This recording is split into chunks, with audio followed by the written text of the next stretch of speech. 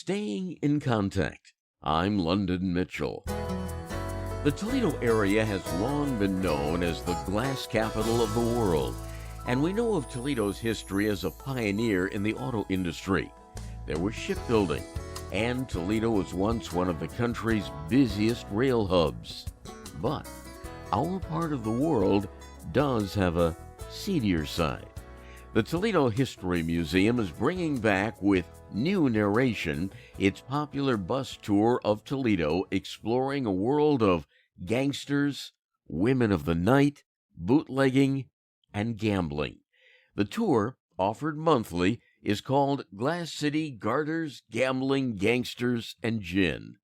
At the turn of the century, when Golden Rule Jones was the mayor, the city had gained a reputation as a haven for hoodlums.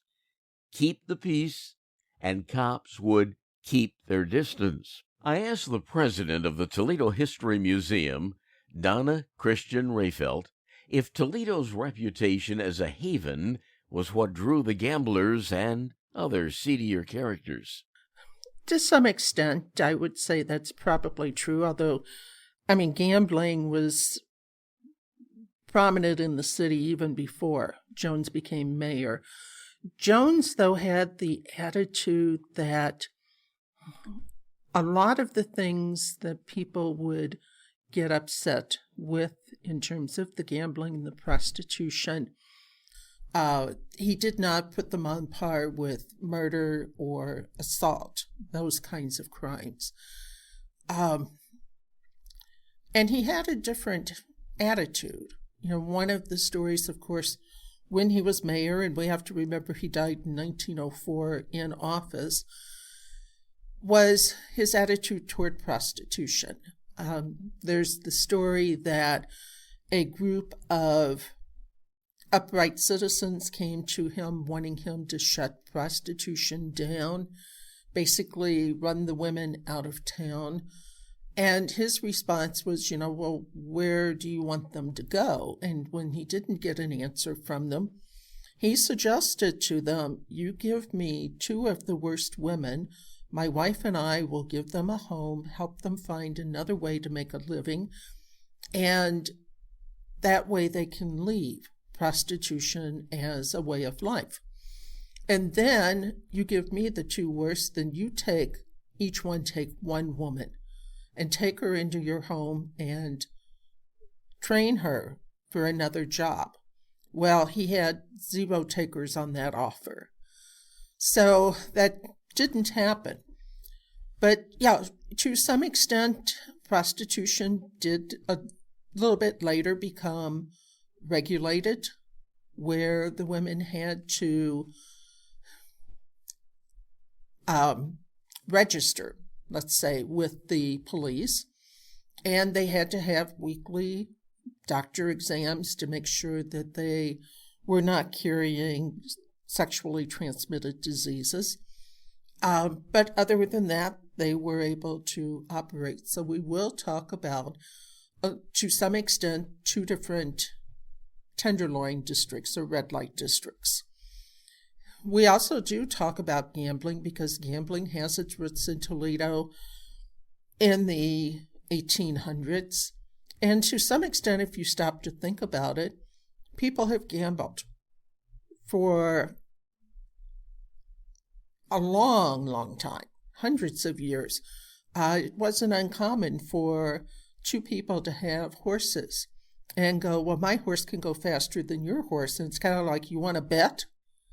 And that's basically, I'd say, kind of the roots of gambling.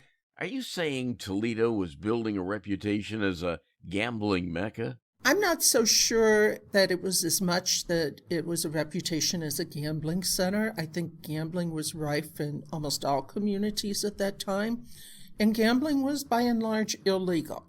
Now, there were probably places where you could do horse racing and you could have legalized gambling, but other than that, I think it was just the function of the times that gambling was generally illegal. Now, what Toledo did have a reputation for was being a haven for criminals from out of town, and criminals who stirred up the police in their hometown enough to know that they had better lay low, often came to Toledo because it was understood that if they did not cause any trouble in Toledo, the police would not go looking for them. And this basically became a safe haven for them. And then once things would quiet down at home, they could then go back home. So, Toledo's reputation as a haven is what attracted gangsters such as Yanni Licavoli? Not really, because they weren't planning on laying low here.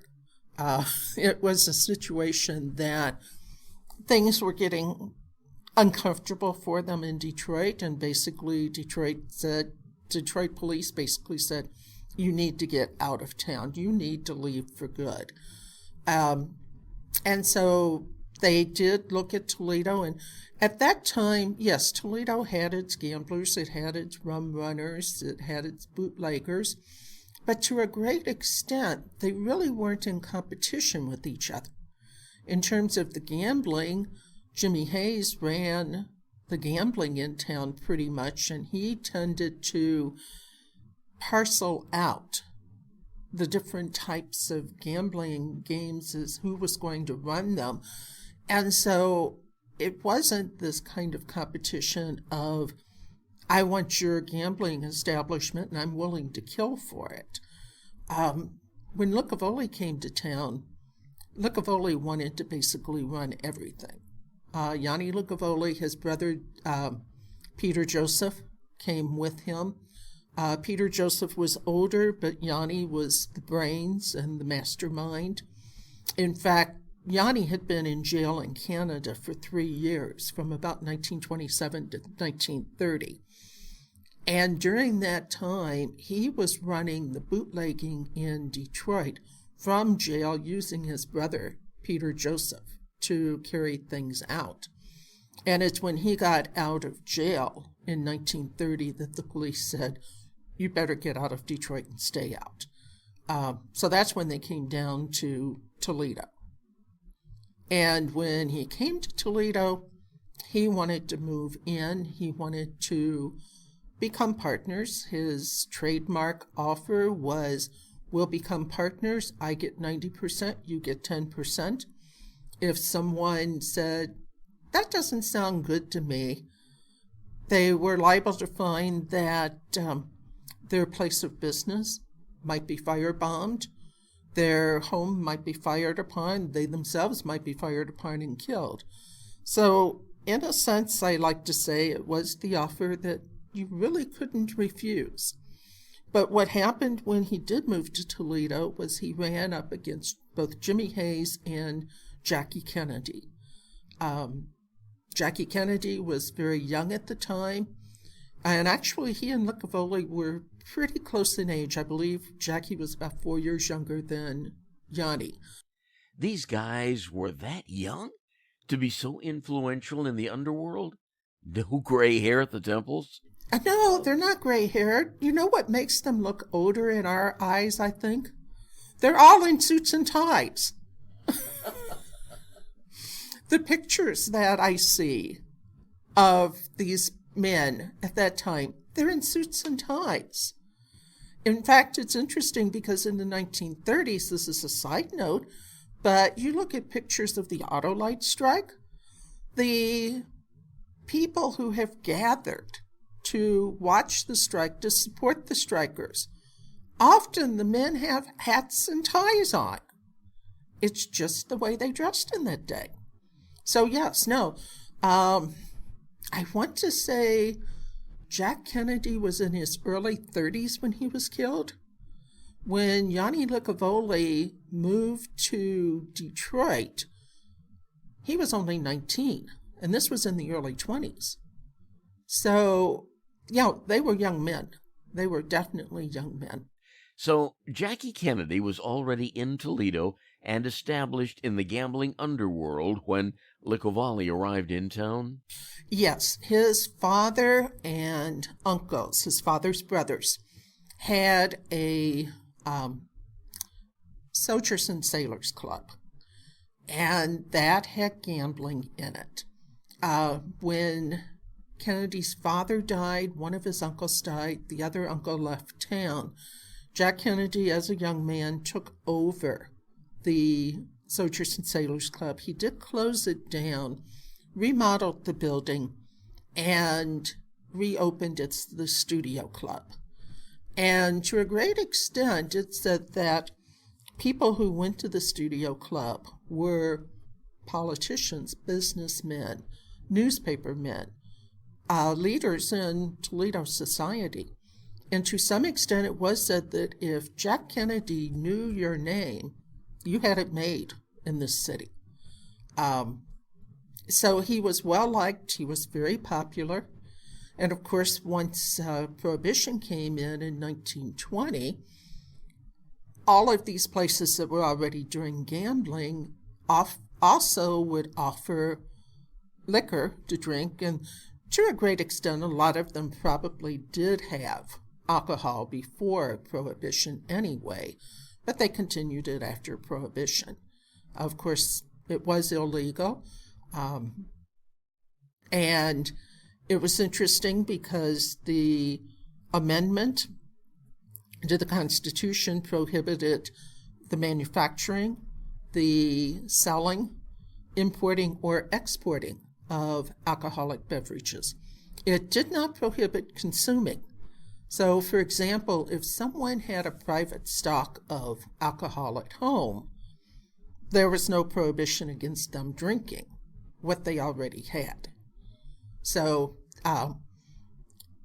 but you start telling people that they can't have it, and all of a sudden, I think it's human nature, that's what you want.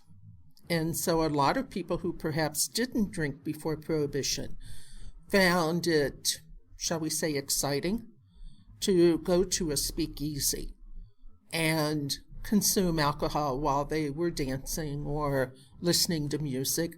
And of course, a lot of these places then had gambling games somewhere, usually tended to be a little bit hidden in the building.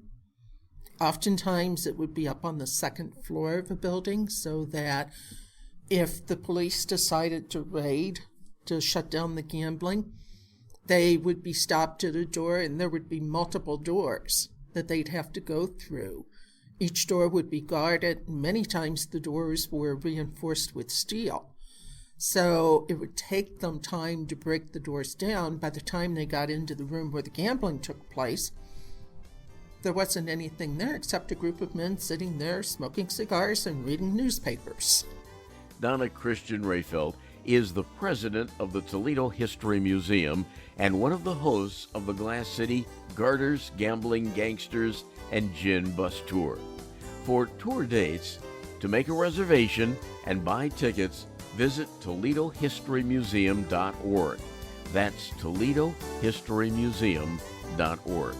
The Toledo History Museum itself is located at 425 North St. Clair in downtown Toledo and is open Saturday and Sunday afternoons. I welcome your comments at my website, londonmitchell.news. And please join us again next week as we continue staying in contact.